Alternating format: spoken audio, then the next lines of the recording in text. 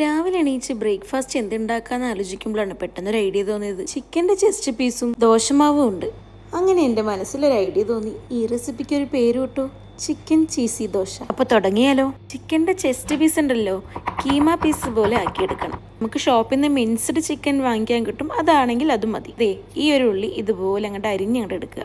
എന്നിട്ട് അടുപ്പിലേക്ക് ഒരു പാൻ അങ്ങോട്ട് വെച്ച് അതിലേക്ക് ആവശ്യത്തിന് ഓയിൽ ഒഴിക്കുക. പിന്നെ നമ്മൾ ചോപ്പ് ചെയ്ത് വെച്ചിരിക്കുന്ന ഉള്ളി അതങ്ങോട്ട് ഇട്ട് കൊടുക്കുക. കുറച്ച് ഉപ്പ് ചേർത്ത് നന്നായി ഇളക്കുക. ഉള്ളിന്റെ കളർ അങ്ങോട്ട് മാറുമ്പോൾ അതിലേക്ക് ഇഞ്ചി വെളുത്തുള്ളി പേസ്റ്റ് ചേർക്കുക. എന്നിട്ട് അതുപോലെ നന്നായി ഇളക്കിയ ശേഷം അതിലേക്ക് തക്കാളി ചേർത്ത് വീണ്ടും ഇളക്കുക. ഇതിലുള്ള വെള്ളമൊക്കെ വറ്റി വരുമ്പോൾ മഞ്ഞൾപ്പൊടിയും കുറച്ച് കാശ്മീരി ചില്ലിയും ആവശ്യത്തിന് ഉപ്പിടുക. എന്നിട്ട് അതിലേക്ക് കുറച്ച് ഗരം മസാലയും എരിവിന് വേണ്ടി കുരുമുളക് പൊടിയും ചേർക്കേണ്ടതാണ്. ഇത് നന്നായിട്ട് ഇളക്കിയിട്ട് ഇതിന്റെ പച്ചമണമൊക്കെ മാറുമ്പോൾ അതിലേക്ക് നമ്മൾ മിക്സ് ചെയ്ത് വെച്ചിരിക്കുന്ന ചിക്കൻ ഇടും.